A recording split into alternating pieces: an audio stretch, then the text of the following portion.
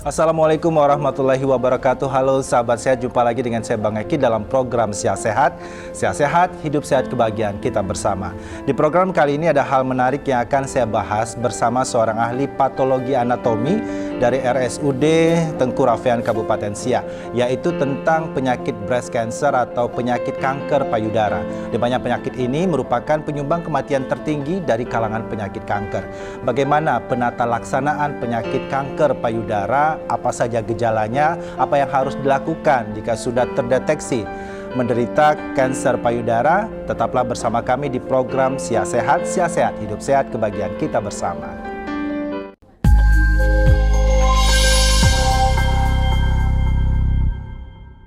Ya, sahabat saya, seperti yang saya sampaikan di awal tadi, di program kali ini kami akan membahas tentang breast cancer atau penyakit kanker payudara. Nah, bersama Dr. Roza. Halo Dr. Roza, apa kabar? Halo, kabar baik. Ya, jumpa lagi nih. Sebelumnya dengan rekan Ici membahas tentang kanker serviks. Kali ini kita akan membahas tentang kanker payudara. Ini katanya juga menjadi penyumbang kematian terbesar dari penyakit kanker itu sendiri. Nah, namun sebelum kita bicara jauh nih, sahabat sehat, kita juga ingin mengetahui sebenarnya breast cancer itu apa sih, Dok? Kanker payudara itu merupakan pertumbuhan sel normal yang terus bertumbuh sehingga tidak bisa diberhentikan sesuai harus dengan menggunakan terapi atau pengobatan. Sel kanker ya seperti Pak Eki katakan sebelumnya, itu dia penyumbang pertama setelah nomor 2-nya kanker serviks. Nah, kenapa saya sangat tertarik untuk mengambil kanker payudara ini? Karena sebenarnya kanker payudara ini bisa kita atasi sedini mungkin atau melakukan pemeriksaan sedini mungkin yang kita kenal dengan pemeriksaan sadari. Nah, pemeriksaan sadari itu sebenarnya pemeriksaan yang simple yang bisa dilakukan oleh diri kita sendiri.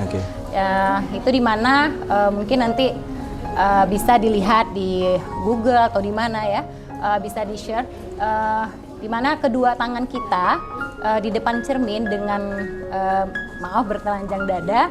Nah, salah satu tangan itu akan melakukan pemeriksaan, menselusuri dari sampai ke bagian payudara, yaitu tepatnya di posisi jam 12 kalau istilah dalam kedokteran. Kemudian kita mengikuti atau memutar ke arah jarum jam.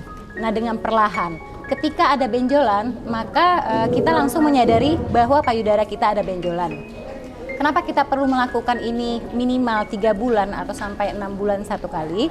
Itu agar kita sadar bahwa ketika ada benjolan itu sudah menjadi alarm atau petanda awal terjadinya tumor payudara maupun kanker payudara.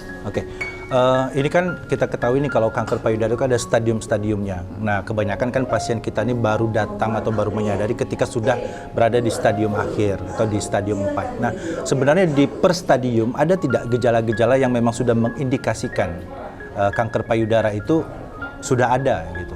Oh iya, udah. Pertama gini, karena kanker payudara ini kita ketahui penyakit yang salah satu hubungan langsung dengan sistem hormonal.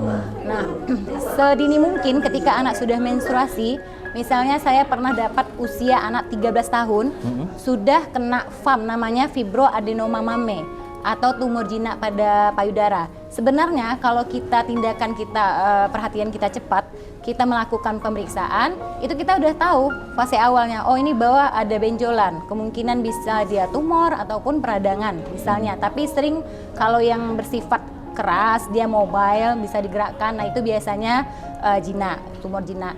Nah, itu stadium awalnya. Setelah itu baru dilakukan pengangkatan oleh dokter bedah. Kita periksa lagi, kebetulan di rumah sakit juga sudah ada pelayanan namanya histopatologi jaringan PEKI. Jadi itu tindakan yang lebih di atas lagi setelah dilakukan FNAB. Nah, FNAB itu tindakan awal setelah kita melakukan sadari dengan sendiri, kemudian ternyata ada benjolan, kita ke dokter, yaitu ke dokter patologi anatomi berdasarkan rujukan dari dokter bedah.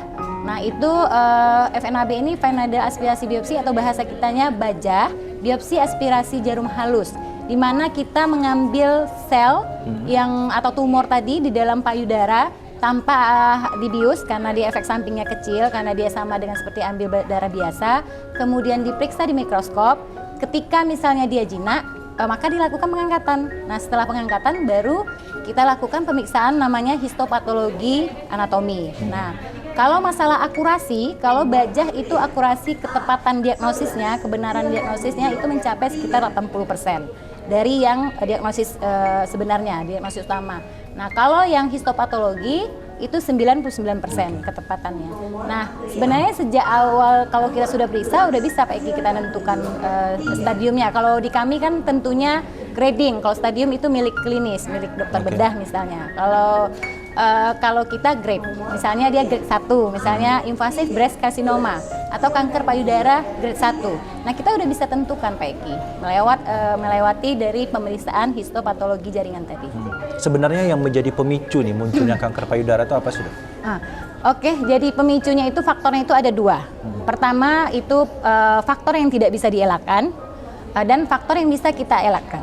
Faktor yang tidak bisa dielakkan itu yang misalnya kita udah takdirnya misalnya ras, usia, jenis kelamin, kemudian genetik. Nah, kenapa?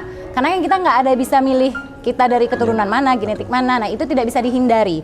Misalnya ketika orang tua kita mempunyai atau penyumbang sakit kanker atau pernah tumor dimanapun lokasinya, itu pasti salah satu anak atau bahkan semua anak bisa kena. Baik itu dia tumor jinak maupun tumor ganas. Yang kedua, kalau yang bisa terkontrol, misalnya seperti pola hidup sehat, yaitu seperti misalnya nutrisi makanan yang sehat, tinggi serat, kemudian mungkin aktivitas yang rutin, misalnya seperti olahraga, kemudian hindari yang junk food salah satunya, kemudian asap rokok, alkohol. Mungkin kalau kita yang mayoritas di Indonesia ini yang muslim mungkin seperti alkohol kita bisa hindari, akan tetapi seperti asap rokok itu kita tidak bisa hindari. Nah, biasanya kanker payudara ini sering pada ras kulit putih. Itu diduga karena kulturnya mereka yang seperti alkoholik, perokok berat, bahkan perempuannya juga perokok. Kalau di Indonesia kan kita sangat jarang atau apalagi untuk daerah-daerah yang mungkin kedaerahannya lebih kuat itu kan biasanya perempuannya lebih jarang merokok, Pak. Jadi ada beberapa faktor itu secara langsung yang bisa dihindar maupun yang tidak bisa kita hindar. Oke. Nah, dari riwayat pemeriksaan pasien yang Dr. Roja sendiri temukan, rata-rata karena apa sih, Dok, kanker payudara ini muncul terutama di kalangan masyarakat kita gini. Karena kan kalau bicara kita ras kulit putih, kita bukan ras kulit putih gitu. Kan kita juga mungkin bukan alkoholik ya. Jadi sebenarnya kalau untuk di Indonesia ya, pastinya itu hormonal. Semuanya sebenarnya globalnya hormonal. Dan terutama di Indonesia itu kenapa saya katakan hormonal? Karena memang perhatian masyarakat Indonesia kita, kulturnya itu kurang menyadari seperti yang saya katakan. Kalau di luar negeri ada salah satu artis ya kan, dia udah curiga dari awal dia memang penyumbang kanker. Nah, dia udah mastektomi, artinya udah dipotong habis payudaranya. Makanya artis tersebut kan sampai detik ini masih hidup. Padahal dia udah terdeteksi kanker. Kalau orang Indonesia kita kan tidak. Orang Indonesia kita bahkan udah pun ada benjolan dia tidak peduli. Nah, itu yang menyebabkan angka kematian dan angka kesakitannya terus meningkat karena tidak adanya pemeriksaan atau perhatian dari si pasien tersebut. Nah, kalau salah satu penyebab utama yang tadi yang seperti saya katakan hormonal. Nah, hormonal itu pun berkaitan dengan genetik. Misal contoh, orang tua si pasien misalnya. Orang tua pasien misalnya menstruasinya tidak teratur. Biasanya cenderung anak juga tidak teratur, walaupun tidak semuanya seperti itu. Tapi memang utamanya itu karena hormonal. Oke. Nah, sekarang ketika kita bicara dengan gejala klinis yang muncul pada seseorang yang mengidap breast cancer, apa nih bentuk gejala-gejala klinisnya? Karena kan katanya beda-beda nih, Dok, tiap orang. Kemudian juga misalnya ada ruam, ada benjolan, ya kan? Nah, ini secara umum gejala klinisnya seperti apa? Pastinya kalau secara umum gejala awal itu pastinya kalau dia datang nih, kalau orangnya perhatian, dia udah dengan benjolan. Misalnya, Bu, saya datang nih ada benjolan di payudara. Itu biasanya masih bersih. Nah, benjolan ini adakah pada area tertentu? Pada area payudara langsung. Memang payudara. Jadi lokal utamanya itu adalah payudara. Nah, di payudara itu terbagi lagi ada tubulus, lobulus, ada ductus. Nah, di ketiga daerah itu biasanya akan bisa kita raba. Lokasinya biasanya sepertiga atas, tengah, dan bawah. Nah, itu mempunyai arti masing-masing. Ketika di atas kita sudah teraba, dan kalau kami dari klinis biasanya udah berpikir itu kemungkinan keganasan karena dia di atas. Lokasi yang jinak biasanya di bawah dan bisa digerakkan. Jadi gitu Pak Eki. Jadi dari awal seperti itu. Nah, Yang kedua, biasa kalau yang ruam itu biasa dia lagi sedang meradang, sedang hebatnya. Nah, itu juga sering dikeluhkan nyeri. Biasanya pasien datang, Bu, payudara saya memerah atau nyeri. Nah, kalau yang pertengahan, misalnya pertengahan udah kalau pada kulit yang sensitif mungkin udah ada perlukaan atau yang kita kenal sama nekrosis gitu. Udah menanah, kayak pus, kayak keluar nanah seperti itu, Pak. Katanya juga karena kanker payudara ini juga bisa mengeluarkan cairan dari putingnya, Dok? Iya, betul sekali. Itu pada stadium sudah yang stadium akhir. Ada namanya pseudorens, itu seperti kulit jeruk. Payudara kita seperti kulit jeruk. Berarti semacam ada keriput. Iya, cermat kayak ketarik gitu. Nah, itu adalah gejala yang paling khas pada invasive breast carcinoma. Jadi dia seperti kalau bahasa kita mengkerut ya Pak, kayak mengkerut kulit jeruk yang udah nggak segar lagi gitu. Oke. Nah, ketika gejala klinis ini sudah muncul gitu kan, Dok. Terkadang kan masyarakat kita sering mengabaikan. Jadi mereka datang dengan kondisi yang memang sudah mungkin tingkat kesembuhannya sudah sangat kecil. Nah, pemahaman seperti ini yang perlu kita sampaikan untuk masyarakat kita atau sahabat sehat kita. Jadi bagaimana nih pendeteksian dini gitu yang harus dilakukan? Katanya kan ada yang sadari tadi. Sadari, oke. Kemudian hal lain apa lagi yang harus dilakukan selain daripada itu? Pastinya yang kita di rumah sakit ini yang sudah tersedia yang paling awal itu adalah baja, biopsi aspirasi jarum halus, di mana itu langsung ke selnya, kita mengambil selnya ketika kita sudah periksa. Misal contoh ada keluarga kita nih ya Pak Eki, kita udah periksa dan ternyata dia tumor misalnya, kan benjolan itu kan Pak, kalau di bagian saya, benjolan itu bukan hanya sekedar tumor atau kanker aja. Benjolan itu ada dua, bisa tumor, bisa kanker. Nah, bisa juga tiga, satu lagi inflamasi, peradangan. Nah, kita harus jelas. Seperti contoh mastitis TB, tuberkulosis, atau TBC payudara. Nah, itu Pak Eki juga seperti orang kanker, bernanah, berini. Nah, saya baru dapat pasien kan, dia bilang ini saya kanker ya, ternyata enggak, ternyata kuman TB. Setelah dikasih terapi TB, dia selesai. Nah, itulah pentingnya bajah tadi, si biopsi aspirasi jarum halus. Kita setidaknya tahu ini udah tumor. Oh, kalau tumor kita harus ada alarmnya. Karena kenapa? Teori terbaru, kalau dulu FAM itu kan Pak, yang tumor jinak itu tidak bisa bermetastasis atau berpindah menjadi ganas. Nah, sekarang karena ada beberapa mutasi gen, sehingga si FAM tadi, fibroadenoma mame atau tumor jinak payudara tadi, bisa menjadi breast cancer. Salah satunya itu yang paling sering invasive breast cancer tadi. Nah, ini kan kebanyakan ini kan breast cancer ini kan terjadi pada wanita. Iya. Oke. Pada usia berapa nih harusnya pemeriksaan ini dilakukan? Sedini mungkin ketika dia sudah menstruasi. Sudah menstruasi. Karena termuda pasien saya kena FAM adalah umur 13 tahun dan itu adalah pasien RSUD Tengku Rafian.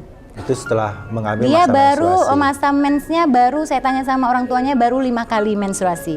Berarti itu sudah sangat perhatian khusus bahwa si anak ini punya bakat. Karena apa? Kita perkirakan aja umur dia 15 tahun. Nah, saya pernah dapat pasien yang 32 tahun sudah breast cancer stadium 2. Akhirnya akhir kata apa? Ternyata anak yang 15 tahun ini kan ini belum menikah pastinya, belum menyusui, baru bertumbuh kelenjar payudaranya. Oh, kenapa dia bisa kenapa dia bisa tumor? Nah, ternyata kita lihat riwayatnya memang ada orang tuanya benjolan.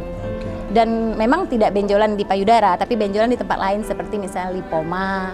Nah, seperti gitu Pak Eki. Jadi pasti ada penyumbang yang eratnya itu satu genetik sama hormonalnya. Hormonal, oke. Setelah pemeriksaan awal, kapan lagi secara periodik harus diperiksa?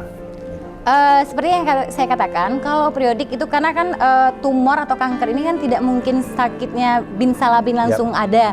Pasti ada punya proses perjalanannya. Kalau kami itu misal seperti baik itu kanker serviks, misalnya kayak pemeriksaan pap smear itu kami 3 bulan untuk yang bermasalah. Yang tidak bermasalah tentunya 6 bulan sampai 1 tahun. Nah, payudara begitu juga. Sadari itu minimal kita 3 bulan memeriksa payudara kita sendiri.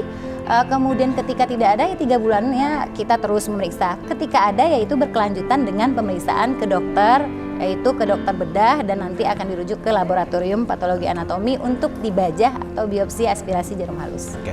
Kita masih akan terus membahas tentang breast cancer ini, tetaplah di Sihat Sehat. Sihat Sehat, hidup sehat, kebahagiaan kita bersama.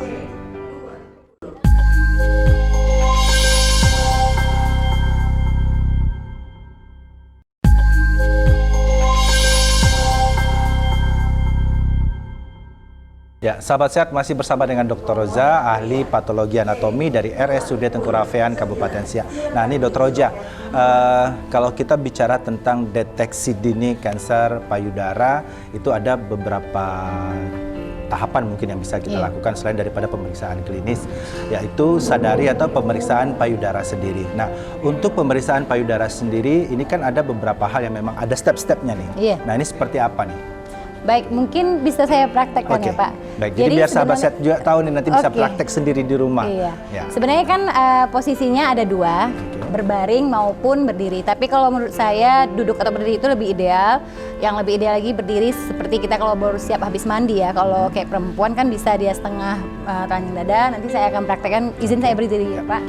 Nah, pertama gini Pak Eki. Pertama, kedua tangan kita ini punya sensoris sebenarnya. Jadi ketika dia harus benar-benar menyentuh si kulit payudara.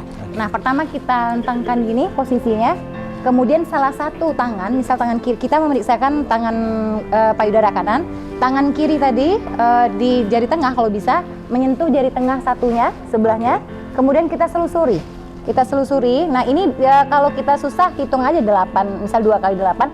Nah, terus sampai ke payudara bagian atas atau di posisi jam 12. Nah, di posisi jam 12 ini tangan tetap lurus, kemudian kita memutar atau menelusuri payudara mengikuti arah jam.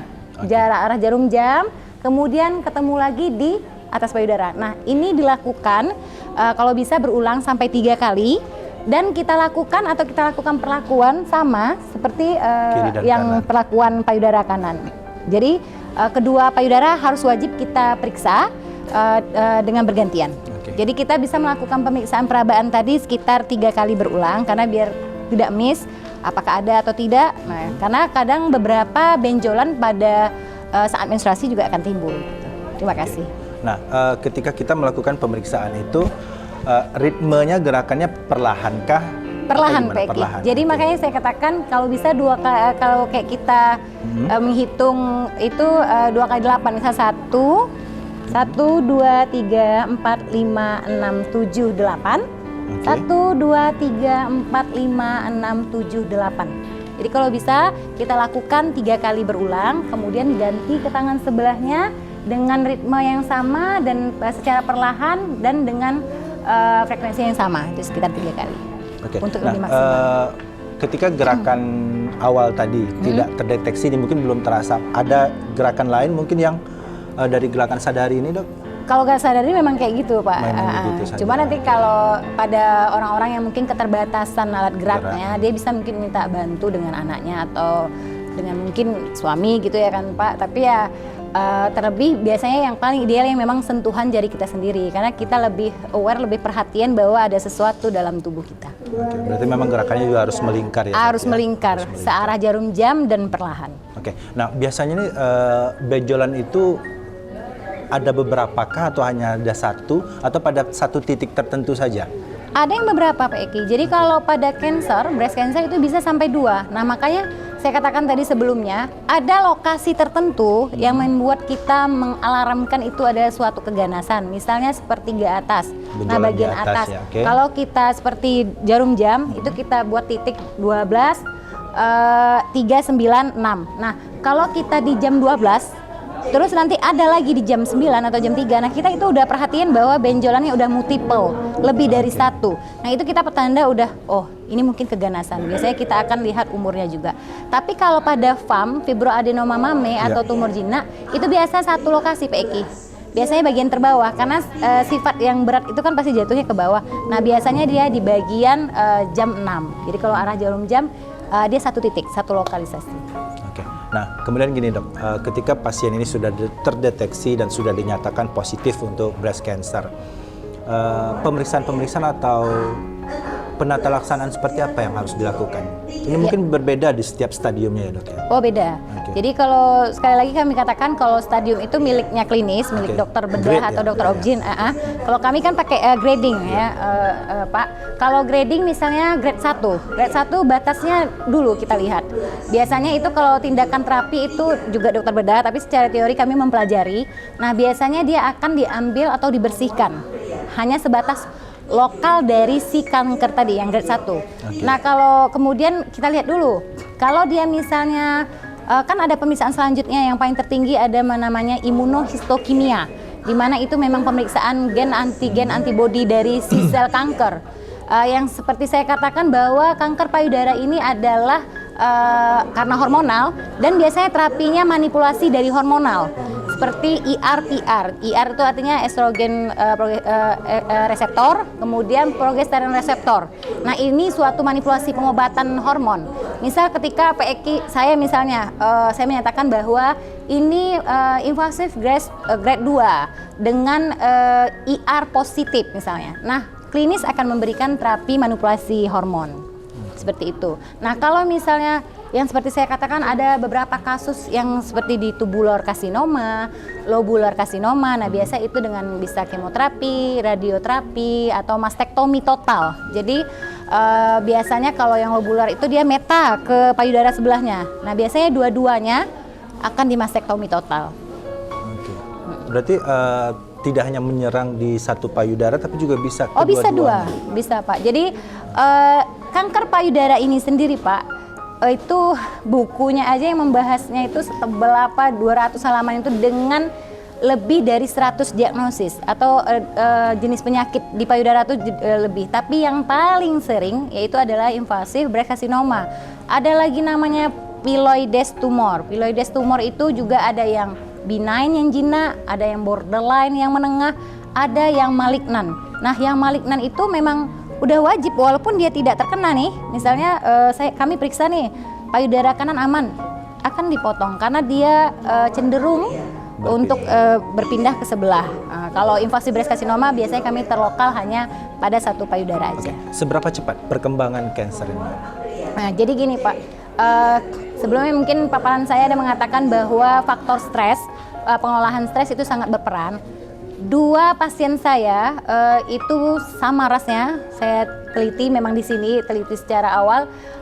Usia pertama pasien A itu usianya waktu terdiagnosis kanker payudara itu usia 38 tahun. Dia didiagnosa. Kemudian dia meninggal di usia 40 tahun dengan grade 1. Sementara si pasien B usia 46 tahun terdeteksi, dia baru meninggal di usia 51 tahun. Nah, artinya apa? Artinya kadang ada penyimpangan teori pada beberapa pasien, yang salah satunya pasien yang tidak bisa mengolah stres. Karena secara teoritis pada pasien kanker apapun itu, terutama payudara, karena berhubungan dengan hormonal ini kan, Pak, berhubungan dengan tingkat emosional. Misalnya kita stres, happy, nah ketika dia tidak bisa menghadapi bebannya tadi kena penyakit kanker, biasanya dia akan cepat drop. Jadi tidak ada pakem waktu misalnya yang menyatakan oh bahwa grade 1 apa, padahal kalau secara teori grade 1 itu bisa bertahan, angka survival kehidupannya itu sekitar 10 tahun.